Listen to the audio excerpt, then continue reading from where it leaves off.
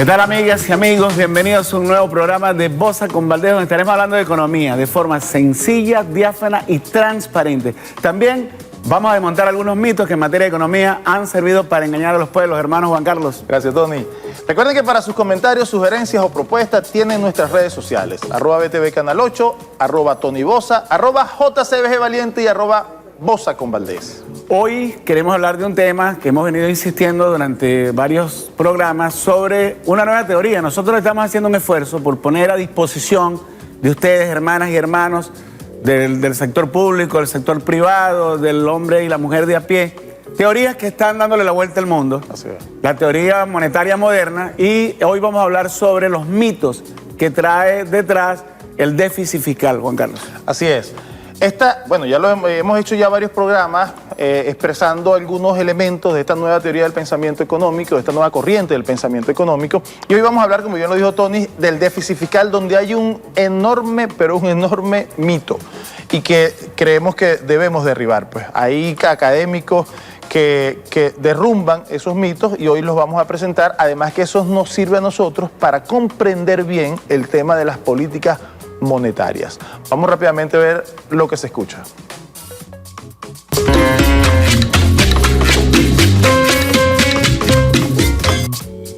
Ahí tenemos, este es un artículo de Stephanie Kelton. Stephanie Kelton, ella fue asesora de Bernie Sanders. Es una académica estadounidense. Dice, los impuestos no son para financiar a los gobiernos, por si había dudas. Esta es una entrevista que le hacen a ella en realidad. No es un artículo de ella, sino es una entrevista. Por demás interesante, ¿no? Ella allí explica el por qué, aunque se trata específicamente de Estados Unidos, ella plantea cómo funciona la sociedad estadounidense, pero dice, en términos generales, y como le dije anteriormente, nosotros ya hemos hablado de eso, los gobiernos que tienen soberanía plena monetaria no necesitan quitarle dinero a la gente para financiar sus gastos. De hecho, ya dice, el gobierno no es cierto que la gente esté financiando el gasto público, eso no es verdad, ¿ok?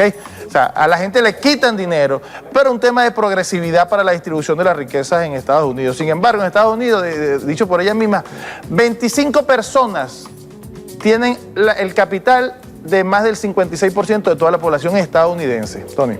Aquí tenemos el segundo portal, se trata del mito del déficit. Casualmente es un trabajo hecho por Mariano Santana en la revista del periódico Oleada.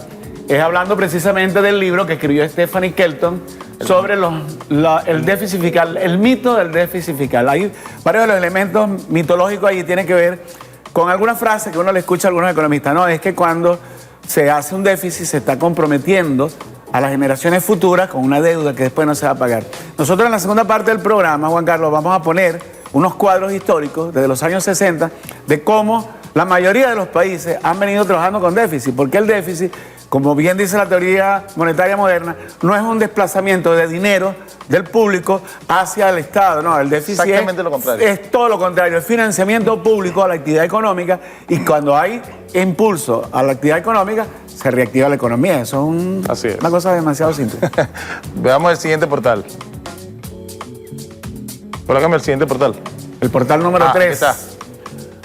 Ok, la pandemia triplica el déficit público, que supera el 7% del Producto Interno Bruto. Ya va, déjamelo ahí. Ajá. El Producto Interno Bruto en agosto. Evolución del déficit público. Esto es un estudio, creo que es si mal no recuerdo, es en España. Fíjense,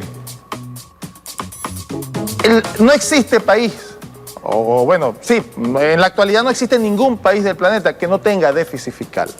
Primero porque eso es por lo que decía Tony, eso es digamos, un valor residual. Eso es algo que se mide al final del ejercicio fiscal. Y comentábamos antes de comenzar el programa, tendríamos que irnos un poco más atrás y entender cómo gasta el Estado. Si gasta a través de un presupuesto público, o sea, presupuesto, algo que se presupone, normalmente casi todos los presupuestos son, digamos, calculados por exceso.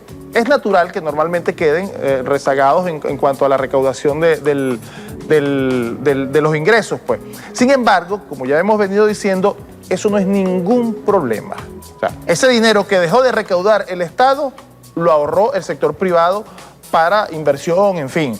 Por eso a mí me extraña que los neoliberales o los liberales les moleste el déficit fiscal, porque no lo entienden. Creen que es exactamente lo contrario, que el Estado le está quitando dinero al público y es al revés. El público le está entregando dinero al privado cuando hay déficit fiscal, Tony. Bueno, vamos a ver un video. Tenemos un video que preparó el equipo de producción del canal para que al regreso lo comentemos y trata exactamente de lo que estamos hablando. Vamos a ver el video y ya regresamos.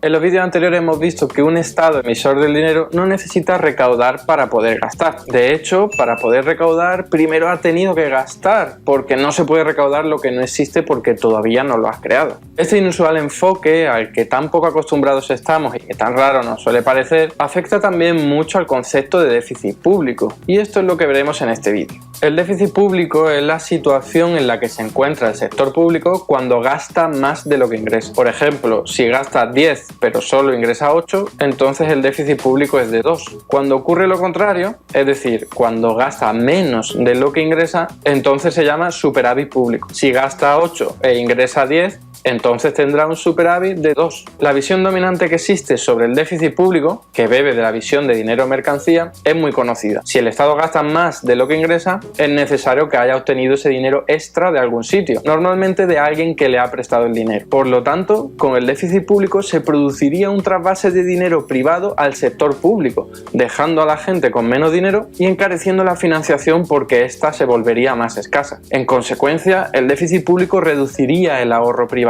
Esto sería negativo porque las empresas y las familias tendrían menos recursos financieros para invertir y para consumir, lo que perjudicaría la actividad económica. Esta idea se conoce en la literatura como efecto desplazamiento, en inglés crowding out, porque la acción del Estado desplaza la acción del sector privado, un concepto que cobró fuerza con los economistas neoclásicos en los años 70 del siglo pasado y que obviamente es planteado como algo negativo y que conviene evitar. Pero desde la visión convencional se plantea otro motivo por el cual el déficit público sería negativo. Autores neoclásicos como Robert Barro y Lévis Cochin revivieron en los años 70 el argumento utilizado por el economista clásico David Ricardo, denominado hipótesis de la equivalencia ricardiana. Según esa idea, la gente, tras ver que el Estado está gastando más de lo que ingresa, esperaría que en un futuro se subieran los impuestos para poder cerrar ese déficit. Así que para afrontar dichos impuestos futuros, las empresas y familias aumentarían su ahorro dejando de consumir y de invertir tanto, afectando negativamente a la actividad económica. De nuevo, el déficit público sería perjudicial para la economía. Por todo esto, los economistas adscritos a esos planteamientos defienden que el déficit público sea lo menor posible, e incluso muchos de ellos hablan de que ni siquiera exista. Seguramente la propuesta más conocida es que el déficit público no supere el 3% sobre el PIB, que es la norma que vertebra las reglas de la Unión Europea. Esa cifra es muy conocida. Lo que no se conoce tanto es que su creador, Guy Abel, admitió en 2012 que no respondía a ningún análisis económico, sino que nació como estratagema política para reducir el gasto que podían acometer los ministerios del gobierno francés. Literalmente reconoció: nos imaginamos esta cifra del 3% en menos de una hora. Nació en una esquina de una mesa, sin ninguna reflexión teórica. En cualquier caso, para la teoría monetaria moderna, esto del déficit público es algo muy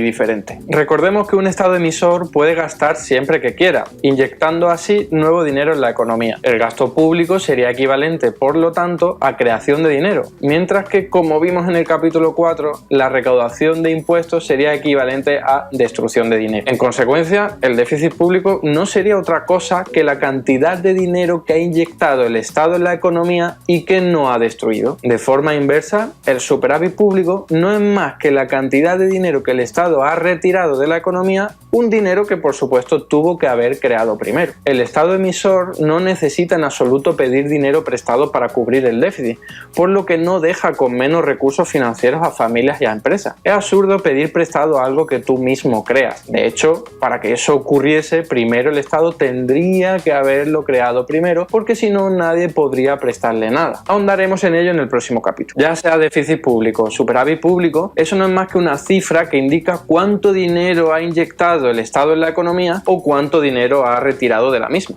Por eso no tiene sentido hablar de financiación del déficit, porque el déficit es una variable residual. Es algo que constatas cuando has contabilizado cuánto dinero has inyectado en la economía y cuánto has retirado. Es simplemente una resta. Esta concepción del déficit público como variable residual es propia de la teoría monetaria moderna, pero también fue muy bien comprendida por una corriente de pensamiento denominado teoría del circuito monetario, cuyo principal exponente es el italiano Augusto Graziani y que fue presentado oficialmente en 1989. Por ejemplo, en palabras de Alan Parges y Mario Secarescia, economistas adscritos a esta corriente, como el déficit público es un valor que se contabiliza a posteriori, el déficit por naturaleza está ya financiado. Cuando los economistas convencionales hablan de financiar el déficit o de monetizar el déficit, están demostrando un profundo desconocimiento de la naturaleza de la circulación monetaria. Como no tienes que financiar ese déficit, tampoco tienes que pedir dinero prestado a nadie, por lo que ni reduces el ahorro del sector privado ni hay efecto de desplazamiento. Y como tampoco necesitas incrementar impuestos para cerrar el déficit público, tampoco hay equivalencia ricardiana. De ahí que desde la visión de la teoría monetaria moderna, el déficit público no reduce el ahorro privado, como rezan los planteamientos convencionales, sino que ocurriría precisamente lo contrario. El déficit público aumentaría el ahorro privado, porque con el déficit público el Estado estaría inyectando más dinero en la economía del que estaría retirando, con lo cual habría más dinero en los bolsillos de las familias y de las empresas.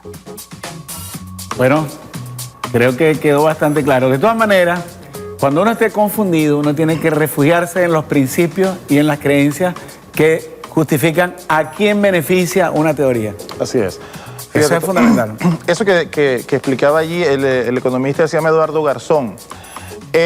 Se reduce en lo siguiente, o opera de la siguiente manera. Es un principio de contabilidad básico, incluso en la economía. Lo que alguien gasta, lo recibe otro. O sea, lo que para uno es un gasto, para otro es un ingreso. ¿Qué ocurre con el déficit público? Bueno, lo que es el gasto del Estado termina siendo un ingreso para el privado, pues. O sea, cuando hay déficit público, el privado se queda con el dinero que el Estado no pudo recaudar, pues, ¿ok? Entonces, como le digo, por eso él decía, es una simple resta.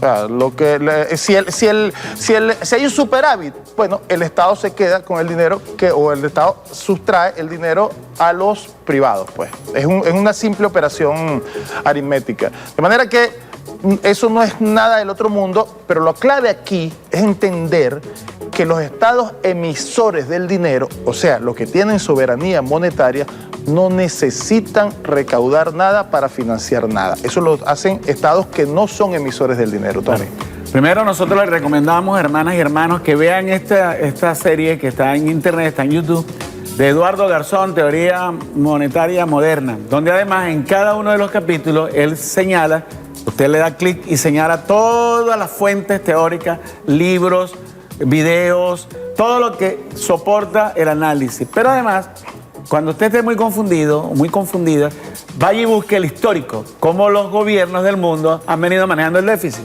Resulta que eso es absolutamente astronómico, el déficit que tienen países europeos, países en África, países en Latinoamérica.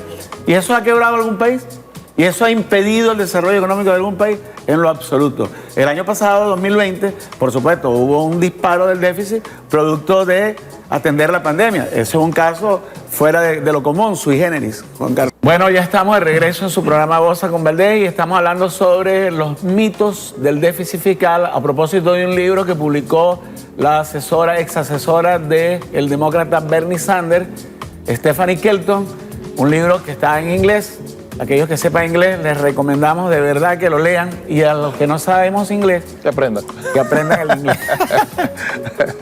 Bueno, sí, estamos hablando fundamentalmente de ese mito del déficit, estamos hablando del mito del déficit fiscal. Y lo importante, es clave, para resumirlo del segmento anterior, la creencia actual, o la creencia más generalizada, la creencia dominante, es que el déficit fiscal le resta posibilidades al sector privado, al pueblo en general, le resta posibilidades porque traslada recursos de ellos hacia el Estado, cuando es exactamente lo contrario. Es exactamente lo contrario. Cuando hay déficit fiscal, el sector privado se queda con una porción de dinero que no utilizó el Estado. Pues por eso el Estado recaudó menos de lo que gastó. De modo que, visto de esa perspectiva, es beneficioso para el sector privado el déficit fiscal. Y visto desde otra perspectiva de que el Estado que emite su propia moneda y que tiene soberanía monetaria no necesita pedir prestado, porque sobre esa base es lo que piensan de que se le quita al privado, no necesita pedirle prestado a nadie para cubrir cualquier déficit que tenga. Miren, y es interesantísima la propuesta que hace esta compañera Stephanie Kelton de la corriente de la teoría monetaria moderna, porque, por ejemplo, cuando los Estados Unidos en los años 60 empezaron a imprimir más dólares de lo que tenía respaldo en oro, prácticamente hicieron 6 veces más emisión que respaldo en oro. Si lo vemos honestamente, hicieron lo correcto. Si la economía crece, pero no crece la cantidad de oro, ¿cómo se puede crecer si tú amarras todos tus recursos financieros y todos tus esquemas presupuestarios a un bien que no crece, claro, como el oro? Y ellos hicieron lo correcto, claro. Por desgracia lo hicieron para financiar la guerra. Pero si hubiese sido para financiar no la economía de guerra, sino la economía humana, la economía para el bien de la humanidad, hubiese sido un círculo perfecto. Pero es correcto que se hayan desprendido del patrón oro. Ella lo dice en una entrevista que le hacen, que lo pasamos en el primer portal. Ella dice lo siguiente: el Estado norteamericano, Estados Unidos de Norteamérica, si quisiera hoy mismo, dice ella, pudiera acabar con la pobreza, los 40 millones de pobres que tiene Estados Unidos, pudiera asegurarle seguridad social a todos los estadounidenses, pudiera hacer, si lo quisiera hacer, lo hiciera ya, porque un Estado que gracias a eso que hicieron, a desprenderse de un patrón, que es ponerse una limitación innecesaria. Claro, en el caso de Estados Unidos era producto del Tratado de Bretton Woods. De Bretton Woods. Pero, por ejemplo, fíjense eso, se mide el crecimiento de un Estado por el Producto Interno Bruto, como lo estaba explicando Tony ahorita. Si yo estoy amarrado a la cantidad de oro que tengo, si no hago que crezca el oro, por cierto, un mineral que es bastante escaso en la tierra, si no crece el oro, ¿cómo hago para que mi Producto Interno Bruto, cómo financio mi Producto Interno Bruto? O sea, ¿cómo financio la producción en mi país? No voy a tener porque mi moneda va a estar amarrada a eso. Pero es que Estados Unidos es demasiado vivo, Tony, porque si bien desprendido de eso, amarró al resto de los países a su moneda. Entonces, hay países, los que se dolarizaron, esos están fritos, pues, ¿ok? Porque eso sí es verdad que no tienen nada de soberanía monetaria. Pero aquellos que piensan también que tienen que tener divisas para poder emitir su propia moneda, es exactamente lo mismo que el patrón oro. Es más, exactamente lo mismo que la dolarización. Es como si estuvieran dolarizados. Es exactamente lo mismo que dolarizar, porque la emisión de tu moneda va a depender de la cantidad de la moneda extranjera que tienes. Claro. ¿No? Y ahí evidentemente no tienes ninguna... tu moneda es un token, pues. Se termina siendo un token, no tienes soberanía monetaria. Y eso tiene un problema fundamental, y yo creo que quienes nos ven lo van a entender fácilmente. Si tú tienes una cantidad de bienes reales en la economía, tienes actores económicos, tienes gente preparada, tienes equipos, maquinarias, tienes tierra. Si tú tienes todo eso, que son los recursos verdaderos, y tú te amarras a la cantidad de divisas que tú tienes, tú no vas a poder desarrollar la economía. Así es, porque tú no estás viendo la realidad de los recursos reales que hay en la economía. Que, por cierto, eso abre también un tema importante que tiene que ver con los salarios. De acuerdo al esquema marxista, los salarios, junto al resto de los factores del capital productivo, el capitalista, el financista, etcétera, el dueño de la tierra, es decir, aquellos factores que generan la ganancia, el salario, que se apropian de parte del producto. Cuando hay un desfase por la inflación, hay un desfase nominal, el dinero no tiene valor propio. Entonces, como hay un desfase nominal, es un problema contable. Entonces la gente dice, por ejemplo, no hay recursos. No hay recursos en la administración pública. ¿Por qué? Porque tú lo calculaste a un valor, pero resulta que eso no es un valor en sí. Eso es una cuenta contable, valga la redundancia, que tú puedes adecuar como hace cualquiera. Fíjate, ahorita la banca acaba de proponerle al Banco Central de Venezuela, y así fue aprobado, indexar los créditos. ¿Qué significa eso? Que el dinero no tiene valor en sí, que el dinero se puede adecuar porque el dinero es una relación contable. Claro, y el dinero sirve para medir esos valores, pues. Fíjate, hablando de lo que tú decías, de la importancia del salario, en la entrevista que le hicieron a Stephanie Kelton, ella responde lo siguiente, o dice algo que nos parece interesantísimo, dicho por una capitalista. Las prioridades de los gobiernos deben reflejar los de la gente, pero podríamos decir que el recurso más importante que se tiene es el trabajo. ¿Es así? El recurso más importante que se tiene es el trabajo. De manera que para nosotros poder desarrollar cualquier actividad económica, para poder desarrollar el país, tenemos que fortalecer el trabajo y los trabajadores. Quizás nosotros lo vemos de perogrullo, ¿no? Lo vemos de perogrullo y creemos que en un país con soberanía monetaria esto es clave. El tema de la soberanía monetaria es clave. Un país con soberanía monetaria en sus políticas internas, la soberanía monetaria tiene límites. La emisión de dinero ya hemos dicho que tiene los límites reales de la producción del país. Pero todo país que goza de soberanía monetaria tiene la posibilidad de garantizar, por lo menos dentro de su área de influencia, de garantizar el desarrollo de los factores económicos. Que te vamos a poner una lámina. Yo quiero que ahí la gente de producción nos ponga una lámina con la que queremos. Este es el resultado del sector público consolidado en Europa. Fíjense bien, los únicos 4 o 5 años que hubo superávit fiscal fueron justamente los 4 o 5 años antes del crack del 2008. Fíjense el histórico, desde el año 62 hasta el 2018, 17, 18, todo el tiempo es déficit. Sí. Y esta es la zona euro, esto es Europa. Pero si usted se investiga, a usted que le puede gustar la economía, usted va y busca todos los países, hay déficit por todos lados. No hay que tenerle miedo al déficit, lo que hay es que decir qué es lo más importante. Y en este momento lo que dice la señora Stephanie Kelton, lo más importante es el factor trabajo, Juan Carlos. Así es. En definitiva, creo que tienes otra... No, yo creo que con esa, la otra es de España, pero es más o menos lo mismo. Mira, esa es unos poquitos años hay superávit y todo el resto es déficit. Mira dónde llega el déficit, casi que toca fondo. ¿Y Estados Unidos, por qué a Estados Unidos no le importa tener déficit? Porque ellos no tienen ningún problema, ellos tienen soberanía monetaria plena y eso lo dice y eso lo demuestra también esta señora Stephanie Kelton, que como dijimos anteriormente, ella fue asesora de Bernie Sanders, candidato presidencial de Estados Unidos, y decían que él era de izquierda porque planteaba estas teorías, pues que rompen con ese patrón. Mira, Tony me dijo hace rato algo que yo nunca había escuchado, una definición tan exacta desde mi perspectiva de lo que son algunos compañeros desde el punto de vista del pensamiento económico. Algunas corrientes del pensamiento económico terminan siendo una religión. Una religión. Entonces, sin duda que se aferran a dogmas como en todas las religiones, pues. Es importantísimo romper esos patrones, es importantísimo aprender a desaprender y poder nosotros de alguna manera volver a aprender cosas que rompen o por lo menos desentraban las entropías que se dan en nuestra sociedad. Tony. Bueno, de verdad que nos encanta este tema, nos apasiona, porque además no es algo que sacamos debajo de la manga, como algunos a veces piensan, para descalificar. No, nosotros estamos buscando fórmulas en todo el planeta, hay cosas que aplican, hay especificidades en nuestro país, pero como siempre, nosotros aprendimos la matemática de los pueblos griegos, árabes, no lo inventamos, pero lo aplicamos a nuestra realidad. Hagamos lo mismo, aprendamos de los demás y apliquémoslo a nuestra realidad. Pero bueno, hemos llegado al final, Juan Carlos. Bueno, a ustedes muchísimas gracias por dejarnos entrar una vez más. Bueno, quédate ahí. Ustedes muchísimas gracias por dejarnos entrar una vez más en sus hogares y recuerden sintonizarnos todos los martes y jueves a las 10 de la mañana por el canal que no amarga tu vida. Venezolana de Televisión. Chao. Hasta luego.